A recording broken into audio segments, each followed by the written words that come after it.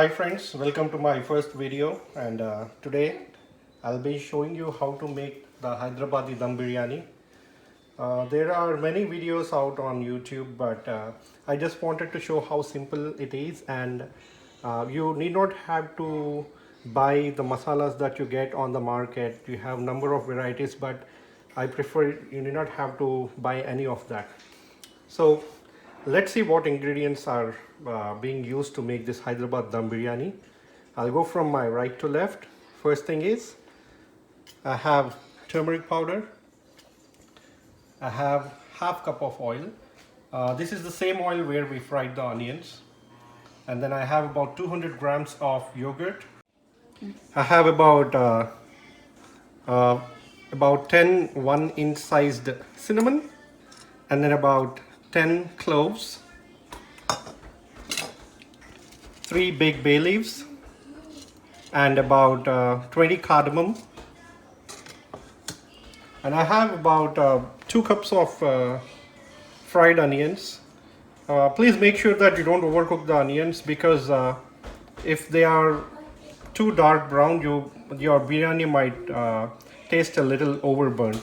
So just pay a little more attention, and please don't buy the store-bought fried onions, because they use a lot of batter in it to make sure that the onions fry faster. So do this at home. I have salt. I have the pure Kashmiri red chili powder. I have the caraway seeds, ginger garlic, and then I have a cup of chopped mint as well as coriander. You can see the size of the cup. So again, please don't put too much of green. And then I have some lime juice. I couldn't buy quarantine time, so I'm using whatever I have. And then I have 4.5 cups of Dawat basmati rice. And please make sure that you soak the rice for at least 30 minutes. And then I have one whole cut chicken. Make sure you cut about 16 to 20 pieces of that, medium sized, nice. Make sure that it's not too big, because the vessels that we have doesn't support too much of heat, so we have to make sure we have to cook it slow. And then I have about 4 big green chili that I sliced. And this is another major ingredient, guys. Have a look. This is homemade garam masala, which I just made a powder of. All I have in this is about 3 cinnamon, which is 1 centimeter sized, and about 4 to 5 cloves, and then 4 to 5 cardamom. I just made the powder of it. Please don't grind it. Make sure you use something like this. I'm sure every one of you have. Just make a powder. Don't make fine powder also. You can see the grains in it. And this is one of the major ingredient, guys. So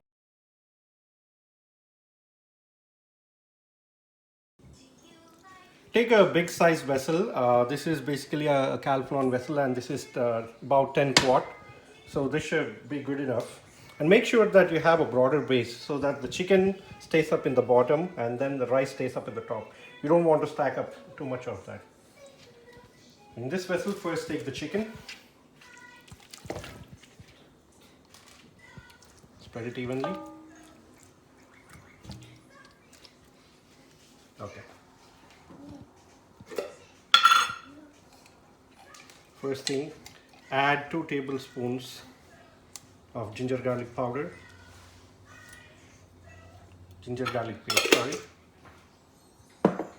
And then about half a teaspoon of turmeric.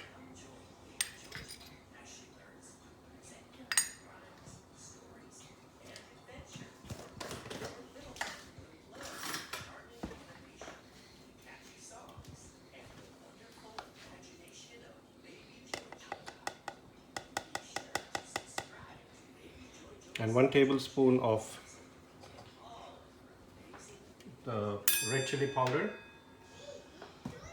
Oh yeah, and I forgot to show you another ingredient.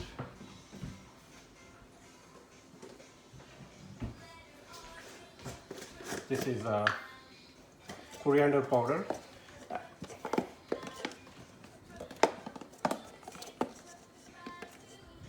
Just basically add equal amount of coriander powder. Perfect.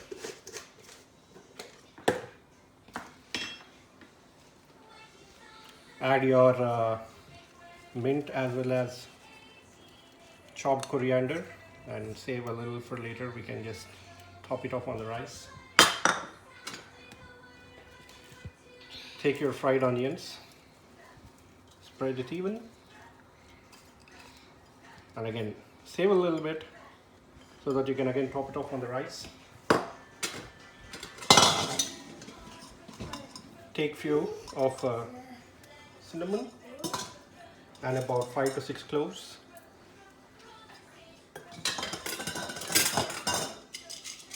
Take about 5 to 6 cardamom, and then don't add yogurt, guys. Shouldn't be adding yogurt. And I'm taking some of fresh lime. Make sure it doesn't go beyond 1 line. And then I'm adding my green chilies. And now give a nice mix.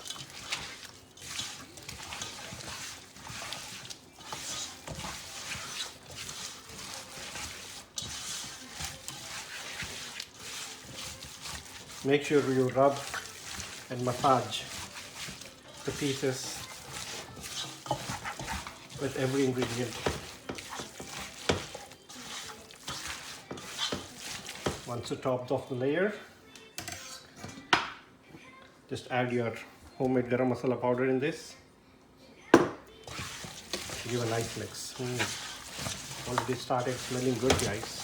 I know it's raw chicken, but the spices are smelling real nice. Give a nice rub and add salt.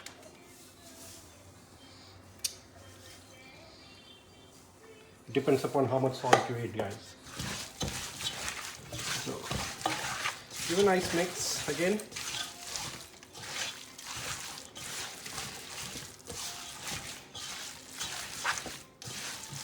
And add the oil. It should be about 6 to 10 teaspoons of the same oil where you cooked or you fried onions. Give a nice mix. The main part is you have to add oil at that. Alright, guys, I forgot to add one of the ingredient earlier, but that's fine. I'll show what that is. I took about 12 to 15 cardamom, and I didn't grind it to a fine powder, but you can see it's still a little granular.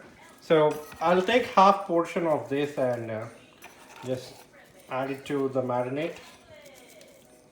Yeah, this will give a nice aroma to the biryani. Take another container and add good amount of water in it. Add some salt. This is basically the same vessel where you're going to cook your rice. Add your bay leaves, about 5 to 6 cardamom, and the remaining of your cinnamon and remaining of your cloves, and take some caraway seeds, probably 1/4 tablespoon. Add it to your water.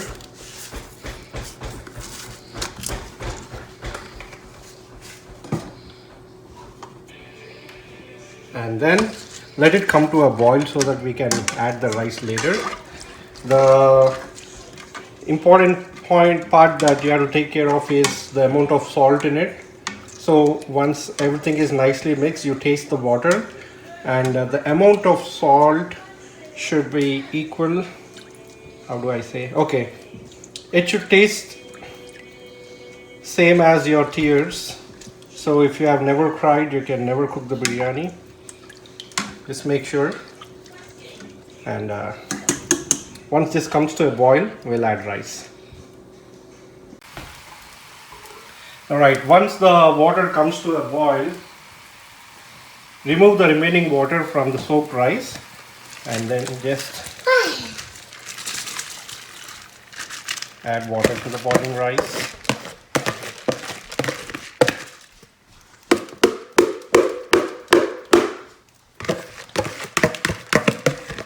Perfect. Okay. This step is very important, guys, because the texture of the rice has to be maintained properly, and we are going to make 3 layers of rice. So we'll let this boil for some time, and the first step is you have to wait until the rice starts kicking up. So this should take about 10 minutes. In the meantime, get back to your marinade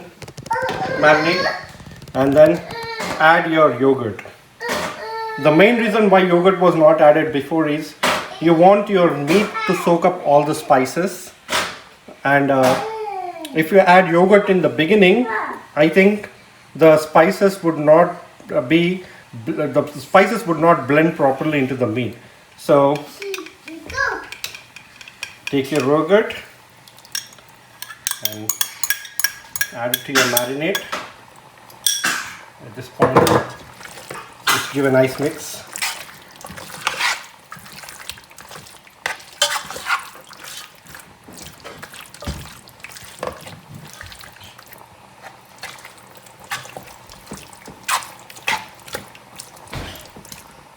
Perfect. All right.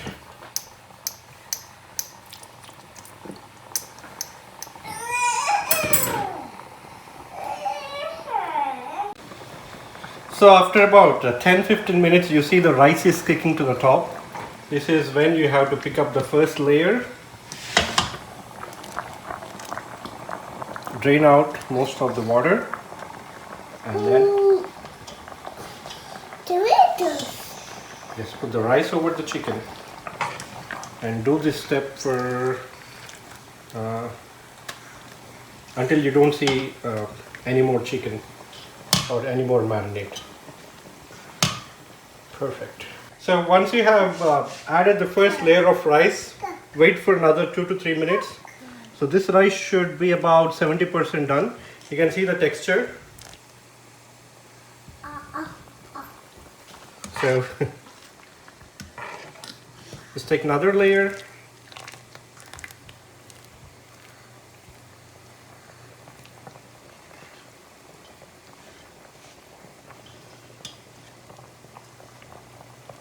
Add it.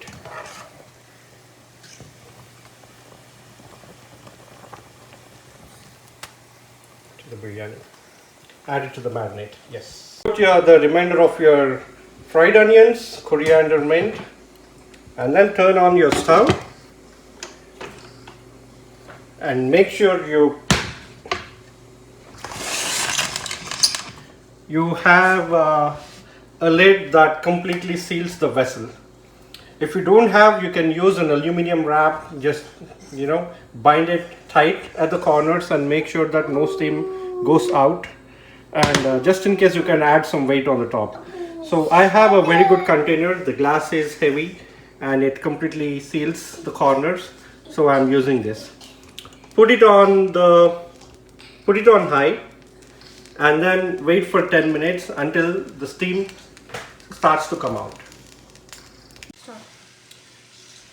Very fresh, so you should be good.